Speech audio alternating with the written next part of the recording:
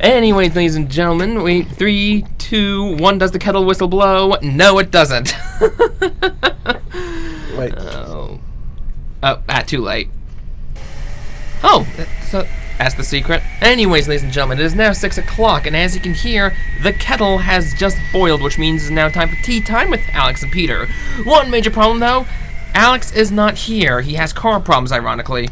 I have replaced him, and you are under my control. Yes, I know. The power trip that you get here, the great ego boost that you get on having a microphone in front of you. Be careful, lest you end up like Rush Limbaugh. Anyways, ladies and gentlemen, we are here to discuss some great news. But first, let us start with some light news. Now, apparently Ferrari have decided to say, screw your rules, we're building a naturally aspirated V12. So yes, ladies and gentlemen, the new car, the Ferrari 812 Superfast, which I quite like, is going to have a big honking V12 in there. It is beautiful looking, and I bet it will sound amazing. It'll be like a finely tuned Puccini opera once this thing gets out on the road. I'm sure you can appreciate that analogy, Dylan. Yes. I very much recognize Puccini as a great artist. Yes, and Italian. All the best ones are Italian. I beg to differ. Alright. Point, then. You want the counterpoint? Well, whatever. Come on, give it to us. Okay. That'll have me some time. Stop giving me the frickin'. Fine. Anyways, now it is time for us to get into some proper news. It is now time to go to the place where men are men and where gods walk the earth. The great, wide, epic world of Formula One!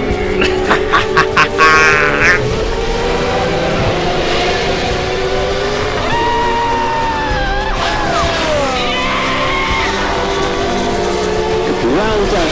Pits one, pick up rubber. Awesome job. Unbelievable. We are world champions! World champions! Yes, ladies and gentlemen, last weekend was a great weekend, but we have other little minor bits of news in this great field we have to get through. First of all, apparently the deal is done. Honda is going to be supplying engines to Sauber. Why? I do not know. Apparently Sauber would rather take their 1-year-old Ferrari engines, ditch them, and go for Honda engines. Now, their performance this year has, for lack of a better word, been flaccid. They have a lot of money, they have a lot of reputation, but the performance is just not there. It's humiliating, and for some reason Sauber wants to use their engines. I don't know why they're doing that. Meantime, speaking of flaccid performance, Fernando Alonso, he was in America this weekend testing for the Indianapolis 500. He is driving a Honda-powered Indy car, and all of his McLaren sponsorships have transferred over. So, this is strange. We will await to see how well he performs. But ladies and gentlemen, let us get to the big news. The big news was in Russia.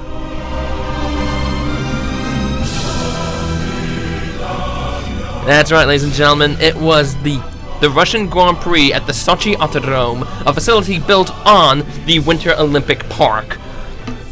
Everyone was there, including Vladimir Putin himself. He was there sitting with St. Bernie Eccleston and the new man Chase Carey. And I gotta say, the race did not disappoint. Now let us remind you what we are contending with. This is a place which is causing misery in those quintessentially Eastern European ways, if you know what I mean. You can kind of appreciate what I mean, right? Yeah. Yeah, the quintessentially Eastern European sort of misery. Well, first year, there was... Well, no, actually, it was last year. There was a great collision between Valtteri Bottas and Kimi Räikkönen, where the Finns had basically collided and took each other out, allowing the Mexican Sergio Perez to take victory. But last year will always be marked by this magnificent moment at the start of the race, which I can't believe we failed to mention.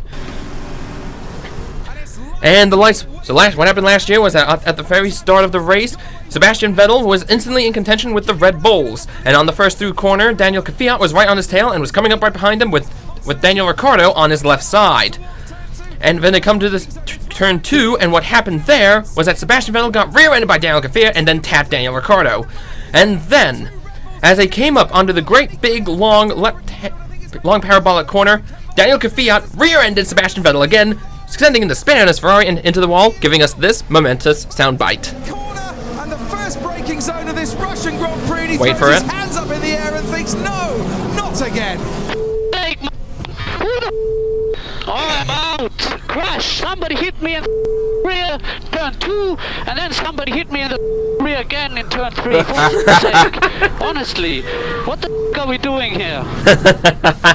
I locked my rear wheels. As simple as that. Yes, and it was a lot of harsh words. In fact, what happened? It was that moment where, when Sebastian Vettel got back to the pits, he talked to his old boss at Red Bull, Christian Horner, read him the riot act, and Daniel Kvyat was out of the team. He got demoted to the junior team, Toro Rosso, and Max Verstappen took his place. I mean, that, I think, is just, wow. What do you think of that? That does a lot. But when there are that many beeps in a statement, you know it's going to be funny. And he's German. Oh, yeah. Yeah. Now, anyway, that was last year. This year, Sebastian Vettel took pole. That's right, took pole in Russia with a time of 1:33.194, followed by Kimi Räikkönen. So that was an all-Ferrari front row, followed by an all-Mercedes second row, with Valtteri Bottas in third position with a time of 1:33.289, and Lewis Hamilton. And then you had Ricciardo, Massa, Verstappen, Hülkenberg, Perez, Ocon, Sainz, Stroll, Kvyat, Magnussen. And down in 15th, you had Fernando Alonso, Jolyon Palmer, Van Dorn, Verline, Ericsson, and Grosjean. A very, very bad performance for the Haas's this year. No real drama on the starting grid. And then it was time to get going. And it started with Fernando Alonso with his car breaking down on the formation lap. Ow. Yeah, so that was an extra formation lap, so that took one lap off of the final race. I mean, this is the man who's decided to not race at Monaco and decided to race in Indianapolis instead. And they were off the line, and Sebastian Vettel led, but then, however, the Mercedes were instantly fighting contention, and they took on Kimi Räikkönen. And very early on, we had lots and lots of excitement and collisions. I mean, it would seem that Valtteri Bottas had cleared the field. He was able to beat both Ferraris, and he took first position on the opening lap. Lewis Hamilton was not able to get past. He was stuck in third, so he did gain a position. But, however, the safety car was brought out very, very soon. Is that correct? Because I'm trying to remember all the details that happened at this event. But as I said, very early on, it was clear that this was going to be an intense race. We had Bottas, who already went there, and yes, the safety car did, in fact, come out in the first lap, and that was where Felipe Massa... No, that was Lance Stroll. Of course it was Lance Stroll. He seems to be very accident-prone this year. And there was a collision between Romain Grosjean in the Haas and Jolyon Palmer in the Renault. So at the first corner, it was actually quite a spectacular event. Oh god, we had to pull out the magnetic crane to lift the Yes, machinery. exactly. Road from Grosjean. Just turned into me. I don't know where I was looking. Okay, understood. Palmer turned into you. So what happened was, the Renault lifted up briefly, but then it got underneath the Haas, which sent the Haas flying and smashing into the wall. I mean, like I said, it was a pretty momentous crash. Mercedes have had excellent starts this year. But again, all credit goes to Valtteri Bottas, who at the very start of the race was able to just punch through the Ferraris, and he would actually hold very, very well. It was a fight between him and Sebastian Vettel. Lewis Hamilton was hardly in contention. I mean, yes, he gained a position, but no, he was not able to quite hold it together. It's really, really a shame, because I think it just shows that Lewis Hamilton is, in fact, a bit of an egotist. If he is not leading ahead, then the man is prone to panicking. And then after 3 laps on lap 4, the race was on yet again. So, and we have a message from Daniel Ricciardo. Rear brakes on fire. How do you have a brake on fire after... Yes, Daniel Ricciardo. By lap 5, apparently his left rear brake was starting to smoke. There was wonder as to whether or not he would actually go out, because it sounded like that Christian Horner made it sound like they could be able to repair him and send him back out. But they put him in the pits, and then they killed the engine. Daniel Ricciardo, the man was such a superstar, but yeah, these... just shows how these cars are... We are borderline on temps, but just do what you can do. This is good pace. Hamilton's temperatures... Yeah, not exactly motivational words for Lewis Hamilton, who was already falling behind the lead. It was, it was only 1 second behind Kimi Räikkönen, who was a total of 6 seconds behind the lead. And then by lap 27, that is when we finally saw the pit strategies coming into place. Bottas had fallen to second position, and further back, as he was in the pits, he went from the ultra softs onto the soft compounds. He dropped to 3rd and 4th. Wait, interesting. He exited the pits at oh, well, this is an edit, but... Mr. Vettel. Staying out. Pace is very good. Stay there.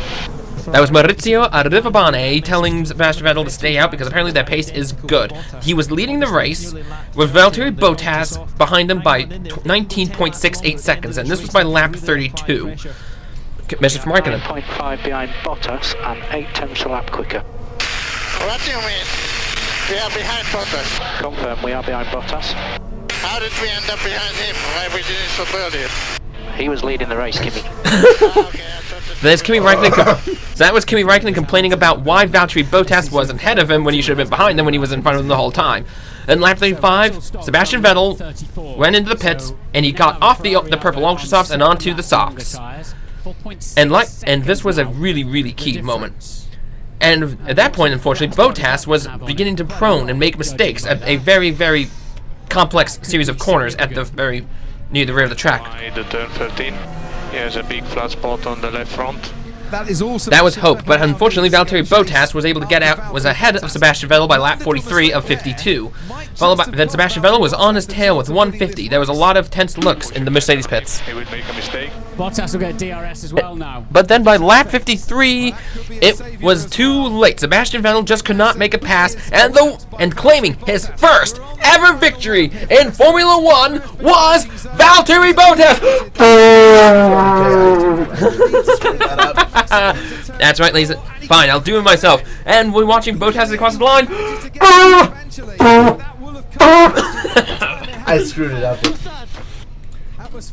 Yes, and of course Sebastian Vettel was actually very angry because he apparently had a bit of an issue with Felipe Massa. And like I said, ladies and gentlemen, it was a race for the books. In fact, this is going to be a season for the history books. It'll be a great season to send the show off on, I do believe. There will be a lot of developments over the summer break, but don't worry, we will be here next week for the run-up to the Grand Prix of Spain. So like I said, ladies and gentlemen, that was a fantastic race. We won't get on details. So, the final standings were... Wait, hang on. Oh, yeah. Oh, sorry. Where's my race results? Starting grid, fine. Race results. So, the final results, Valtteri Bottas won with 52 laps. Sebastian Vettel was a mere 0.6 seconds behind, followed by Kimi Raikkonen for Ferrari and Lewis Hamilton in 4th position. Then followed by Verstappen, Perez, Ocon, Hülkenberg, Massa, Sainz, Stroll, Kvyat, Magnussen, Van Dorn, Ericsson, Wehrlein, Ricciardo, Paul... Oh, no, sorry, those three did not count.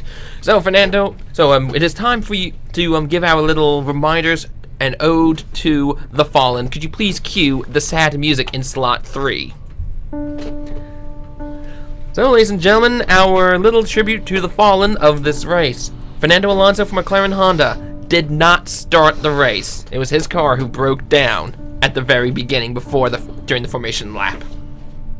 Romain Grosjean and Jolyon Palmer did not finish lap 0. They didn't even get through halfway through the first lap before they collided into each other and smashed against the wall. The idiot, Palmer. Grosjean is awesome because he is American. Well, technically, on paper, he's driving for an American team, even though he's a Frenchman. We won't hold that against him. And then finally, Daniel Ricciardo, who by lap 5 did not finish because his brakes caught fire. Okay, you can kill the sad music now.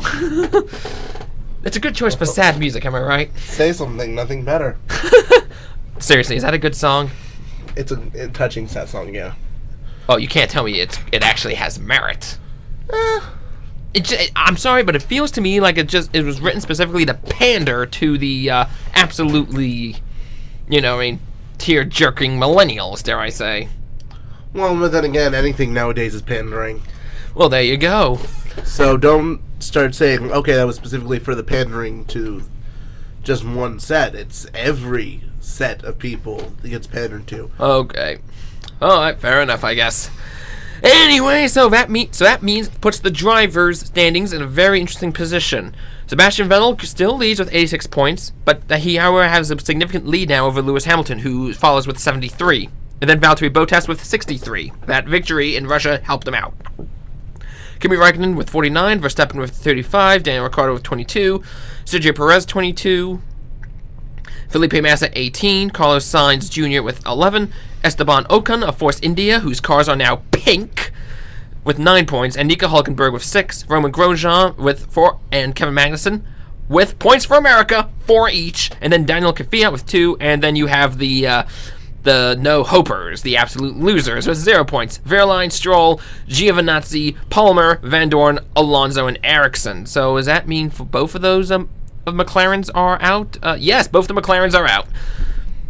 And so the so that means in the constructor standings, Mercedes now leads the constructor standings with 136 points, followed by Ferrari by 1 point.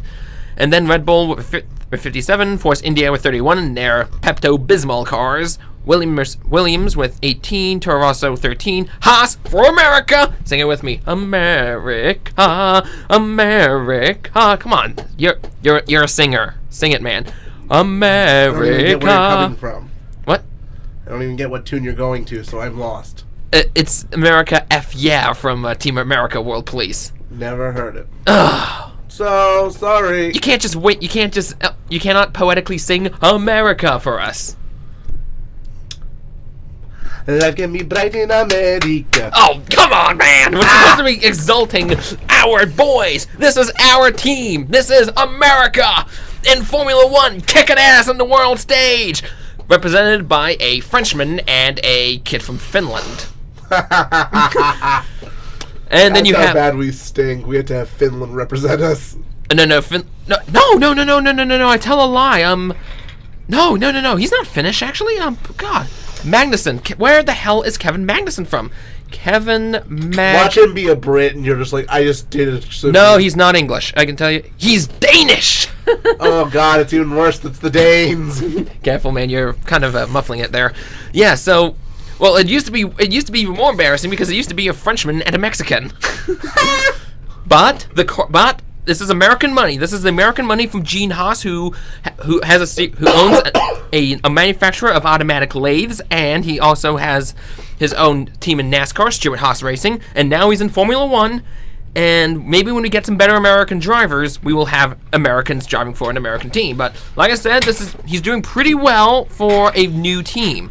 He's doing a lot better than the seasoned veterans at Sauber. That's for damn sure. And, alright, so there we go. Now, it is now time for us to have the radio highlights from the race. This is always very, very amusing.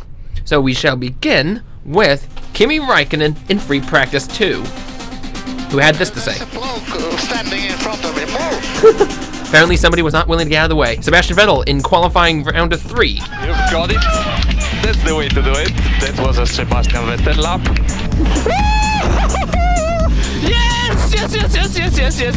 Yes. Oh God. Fernando Alonso on the formation lap. We know what that means. I'm gonna try 3 times, please, Fernando. I try already, so try yourself. Oh, that's. I try already, try yourself. Grosjean and Palmer on lap 1. Okay, so basically Palmer just turned into me. I don't know why I was looking. Cycle now. Yes, and that was Palmer. And then Kimi Räikkönen on lap 3. Oh, I remember, this is the Bottas call. 9.5 behind Bottas and 8 tenths a lap quicker. What do you mean? We are behind Bottas. Confirm, we are behind Bottas. How did we end up behind him? Why we did it so early? He was leading the race, Kimi. Okay, I thought that they were the other way around. That's Kimi. And then Valtteri Bottas on lap 44 had this to say. Just press that overtake a bit earlier on those 2 main straights. The remaining laps, I want less talking. Yes, very straightforward finish, no nonsense stuff. And then Valtteri Bottas on the checkered flag. Yes! Brilliant! Well done! Took quite an hour. More than 80 races. Did take a bit of a while, but well done. Immense pressure, well done, mate. The wait. 80 races, and he finally won one. So yes, follow your dreams. You can reach your goals. Be a Finnish beefcake while you're at it, I guess. Well, he's not really much of a beefcake, I don't think. Hang on. Valtteri Bottas. Is he, I just question, is he by any stretch of imagination an attractive dude, do you think? Okay, let me get over here. Well, he's Finnish, so is the picture with him with hair is like the most attractive. I think the shaved look does not go for him. He looks like a cue ball. A cue ball. Or a thug. Right. Okay, so ladies and gentlemen, that wraps it up for Russia.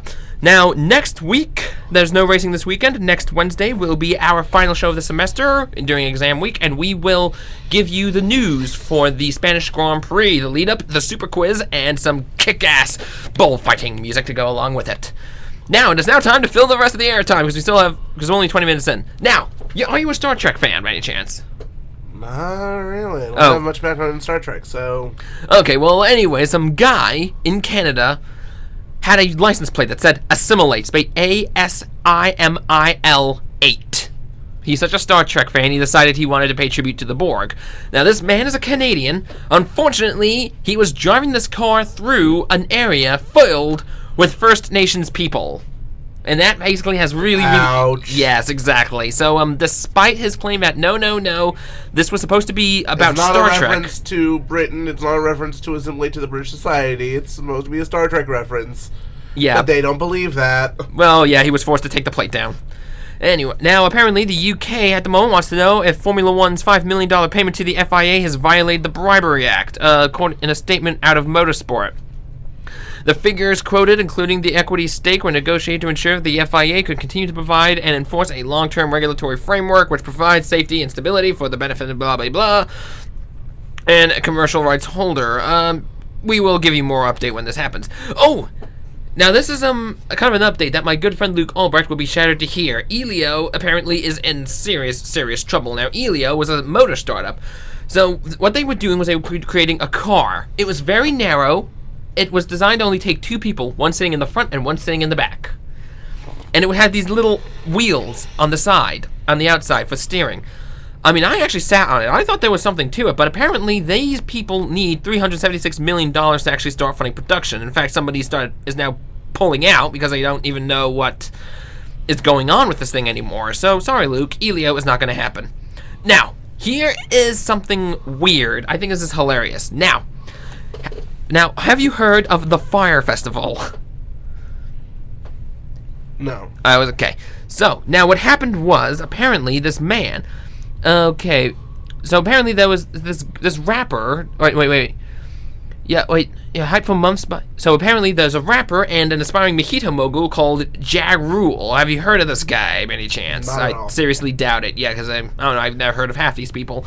Apparently, he was preparing for months for an exclusive music festival in the Bahamas. Tickets range from $1,200 to $250,000. So only rich people... Sounds like a scam. Well, apparently, a lot of rich people actually bought into this thing. They arrived at the island, and they were told that they would be spending, like, the weekend in these beautiful cabanas. And instead, they ended up with refugee tents. There was no food service. And because apparently all they were getting for food was a box containing 2 slices of bread, 2 slices of cheese, and salad with no dressing. That was supposed to be the exquisite dinner service. And yeah, and like I said, this is this is hilarious. I think this is perfect. This is actually what the world needs to see. I know. So basically, the people were sold this is a statement from Gizmodo by Sydney Fusell. Basically, these people were sold a pre-fee Graham-ready vacation for thousands of dollars and showed up to a hastily assembled disaster zone with scant security, food, or housing. On Friday, the Bahamas Ministry of Tourism went so far as to issue a statement distancing itself from the event and categorized as total disorganization and chaos, saying Fire's organizers did not have the capacity to execute an event of this scale. Headliners Blink-182 were among several artists that publicly pulled out after word of the debacle spread. But the Wall Street Journal reported weeks ago that the festival's organizers were struggling to pay their top performers across the board. It seems like no one's expectations were met. Honestly, if that was more of a psychological angle, I could see it making more sense.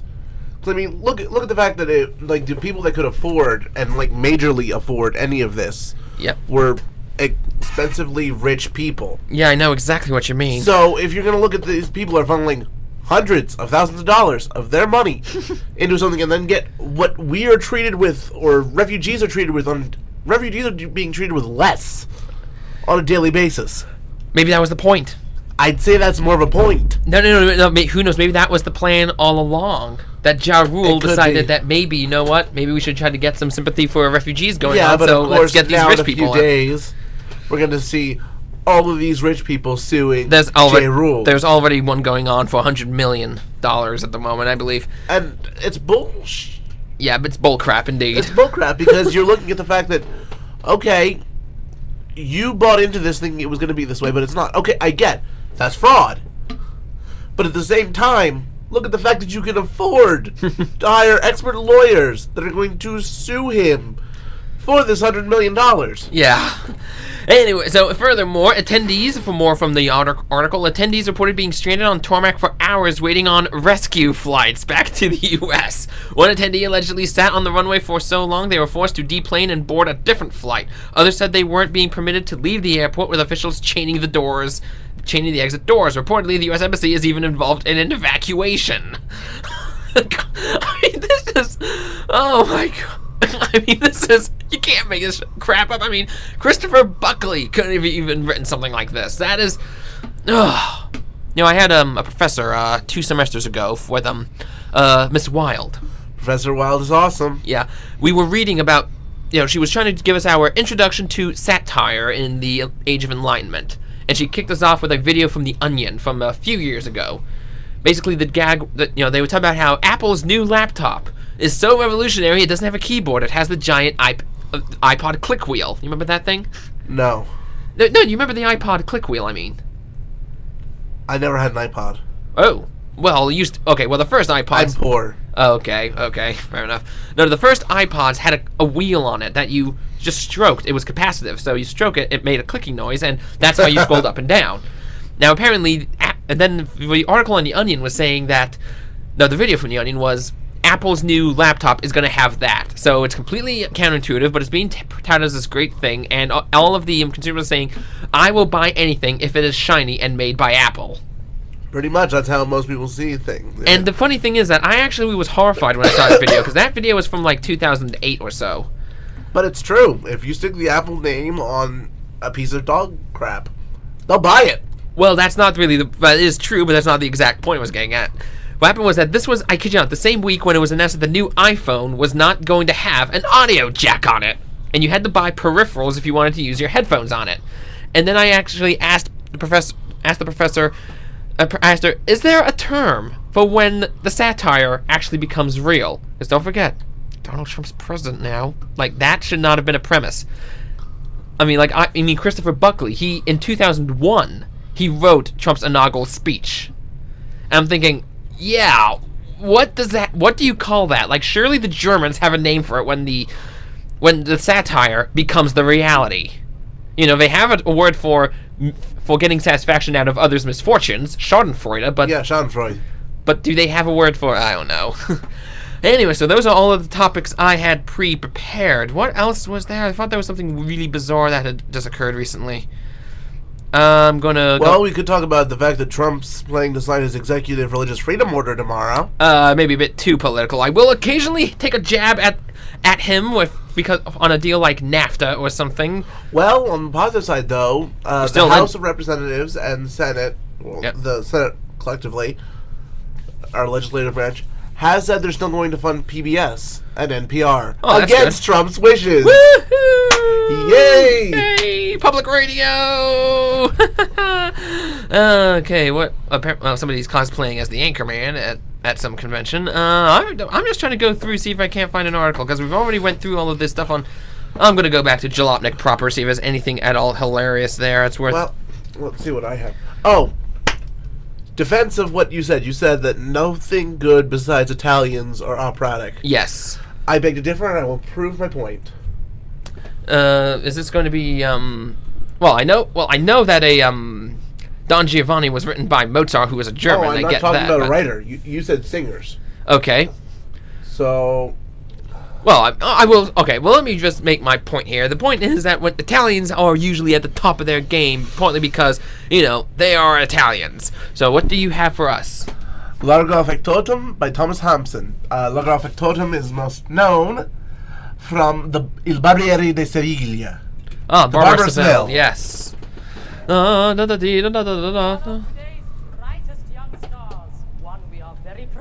It's in English. No. She just does the introduction. I was worried for a moment. Yes! I think I played this for the Italian Grand Prix last year. You probably played a different version. He's a true baritone singing the part as it is. All right, let's give it. Oh, that's a good one. That is good.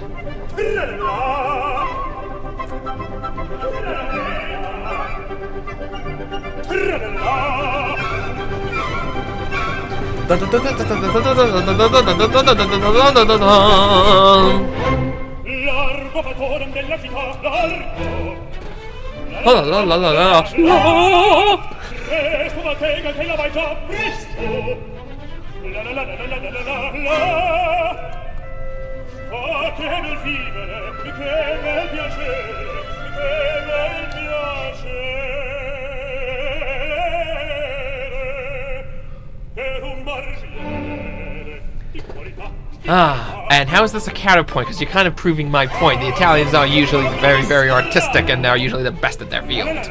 He is no Italian. Okay, what is he?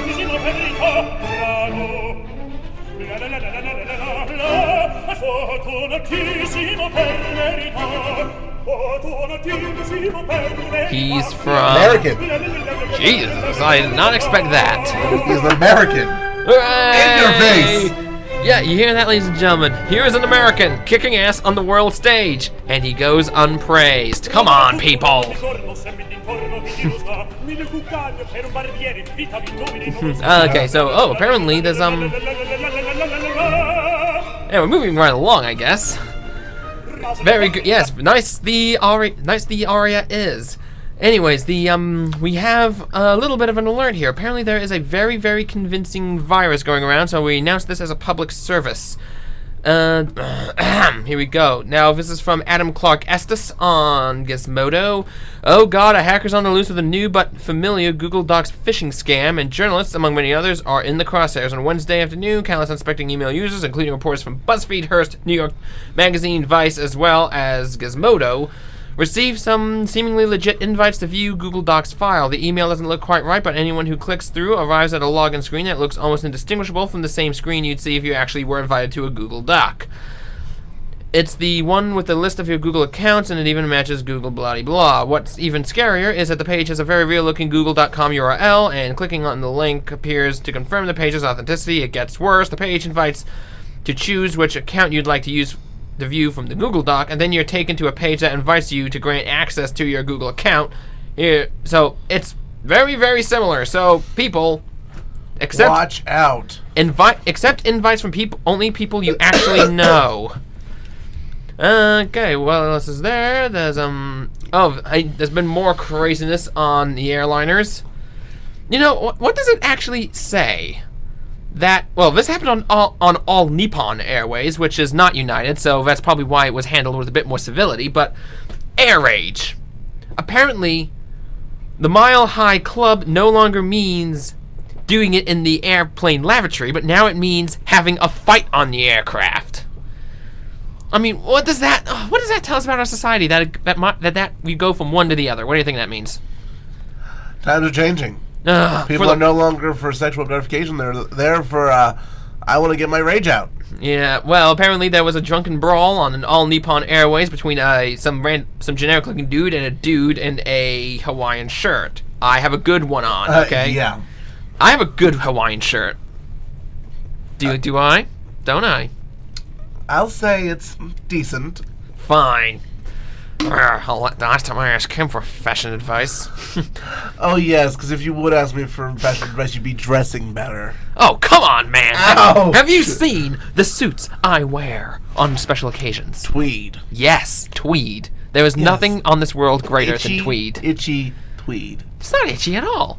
It's lined with nice material underneath, so you don't get itchy. Well, either way, you had wanted to talk about what I've seen in my coursework. Oh, well, actually, yes, indeed we do. So anyways, do we have any eerie music for the playing? Oh dear me. What do we have for eeriness? Has the system even been uploaded correctly? Is the question. Okay, so we should be under radio shows. Yep, radio shows. Tea time formula. Oh, come on! Oh no! I think it's under a different one. Search up programs. Programs. I don't have program. Oh, no, I know what you do. Go to any category. Oh, there we go. Now, where is... Oh, I guess he doesn't have one. Guess not. Well, I know where to go for this. Okay, so as he searches, speaking of crime, apparently cunning New York drug dealers have disguised themselves as Uber drivers. Law enforcement authorities say that drug dealers in the Bronx and Manhattan disguise themselves as Uber drivers to avoid detection while waiting for customers, according to the New York Post. God, Uber! It's a despicable organization. Just, you know, I would say get rid of it and restore some decency to the American workforce. Anyway, okay, so anyways, now... Turn the volume to... Okay, so hit it, and we will start raising it up. So, now here in DeSales University, the attic of one of those buildings, which one is it again? That would be Tucker House. The Tucker House gets turned into a crime scene for all of our criminal justice and psychology students here on campus. Not exactly all the students, Well, for most of them, at least. Well, some of them. Some. If you take, PS365, which I currently am, which is Give us the English name, please. Psychological Sleuthing. Ooh, yes. That sounds very suspicious. One of the groups charged with a project of staging a crime scene. And what was your role in this? I helped stage the scene. Okay. Leave no gory detail untouched. Well, we raise our curtain on the poor, innocent Alexander family. Mm-hmm. The wife, Mrs. Ann Alexander, is found strangled by hand. Okay. On the floor of their home, the living room of their home. Okay, strangled to death on the living room. And what was her relation in all this again? She is the wife of Keith Alexander, mother of 2 children. So the wife and mother is strangled in the living room. Both children are also found strangled. And the children. However, the difference, statistically speaking, the children are strangled with rope. The wife has been strangled by hand. Ooh. Manual versus non-manual strangulation. And where's the father? The father was out at work for the day. I'm suspicious of that already. A contractor. Uh-huh. He was calling out for an emergency break in plumbing in a fellow's house. Okay. One of his common go-tos for work. But but is it confirmed that he was actually where he claimed he was? Yes, he was. So can we rule him out? I can't say you can rule him out, and I can't give you the whole scenario of who solved it because okay, so we have papers due tomorrow, and there are people that are probably even now over in Tucker House in the attic snapping pictures by the dozen of the crime scene. What, they're still working on this? Oh. So our products are due tomorrow. So people could be working on this up till tomorrow morning at like 11:59. Oh, I think it's safe to talk a little bit in detail. We can shut the exterior speakers off and they'll never know. We have no listeners and we're not switched on in the duck. Okay, I'd say close off the external and we can talk. The externals are closed off. Well, you cannot rule the father out 100%. Okay, so the father cannot. Though he did arrive to the scene, it's reported he left the scene because he did not have all the adequate materials to fix the problem. Okay. He came to assess the damage, had to return home to pick up supplies, and return back. Okay, so alright, so he did not have all the supplies. So we had to go home to fetch materials out of the garage where he stocked everything. Alright, so was there anything else at the scene that was amiss? The entire room has been overturned. Oh, okay. As if someone had ransacked the place. But there's no signs of no other signs of struggle on any of the bodies. Like there's nothing. No signs of struggle on either one of the children. There is a bruise across. I gotta think of this right. Okay. A bruise. We are out of. What already? Oh, just throw the. Hit that one. That looks promising. Okay, so you say that there was a bruise. Alright, so there's a bruise along her left. Or no, I gotta remember where I put it. No, it's along. He does not even remember where he put his bruises. Along her right cheek. Okay, along the right cheek. as if she was hit pretty hard with a fist. Hit with a fist, okay. Is there any evidence to suggest that that was there before the strangulation? No, they're both brown bruisings. But both look similar at time. They were similar to the time they were around the same time. It can be assumed because of the discoloration pattern being the same. Any other pieces of evidence we need to know about? Her purse has been ransacked. Purse is ransacked. There you find, along with the ransacked, you find a note. With only initials signing it. Only initials. What are these initials? W and B. WB, and what's the name of the family again? Alexander. Oh. So who is WB? There's a ripped up business card on the floor. A ripped up business card. Can we read anything from it if assembled? If assembled back together, you will find the name William Bradley, MD. An MD. Family doctor. The family doctor. Okay, It makes sense it would be there, but... Oh, Also, yeah. on the wife's desk, because the wife was an interior decorator, is found, or in the trash can by the desk, is found a crumpled up note saying, "Meet me at 11. Logan's. Signed, WB." Okay, so... Alright, here's what I think happened. The husband killed the wife because of the affair, and then he killed the children so that they could not identify him. And then he ransacks the place to make it seem like a break-in. Whee! Problem is, I don't think anyone's found the actual piece of evidence in the trash can that one should be finding. Oh. The big tipper of why there's a WB signed to the note. So alright, so will you actually be able to read their reports and actually see if they did it correctly? No. Damn. Our advisor for the class has written what happened. And who done it, and that will be analyzed as opposed. And they're not getting graded on correction, it's on backing what they think up with reasons. I see. Oh, that was very good murder, I will say. Well, it's better than some of the stuff we could have done, because we got told, okay, a couple of these things can't be used because too gory or too... Really? Yeah. It was either too gory or too unusual. You can turn the spec on now. They can hear that out here. Okay, fair enough. So we're back on the air. We've just disclosed some spoilers for the criminal people who were doing their reports on a crime scene in Tucker House. But, yeah, I think the thing is we got told some are too gory, some are too suggestive. Okay.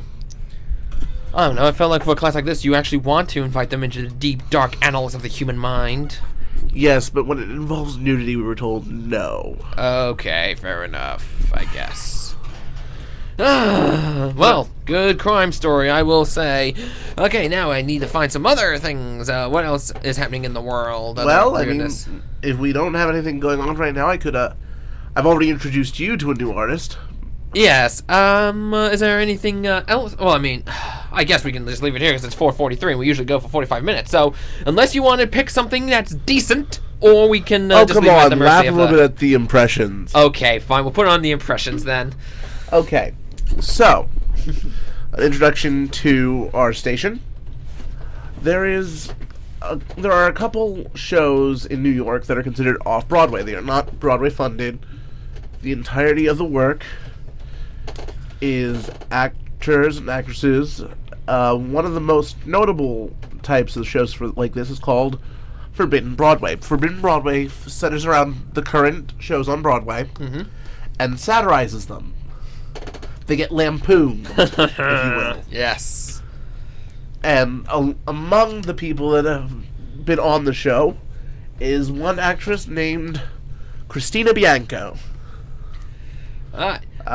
So, ladies and gentlemen, we will leave you with the act of Christina Bianco once he finds the desired video. We're gonna give you a little modern. Everyone loves Adele. Oh, I don't, because I never heard a single thing from her. No, but a lot of people know Adele, so I'm going to leave you with Adele's Hello, sung by Christina Bianco in Celebrity Impressions. Okay, then. All right, so ta-ta, everybody. We will see you next week.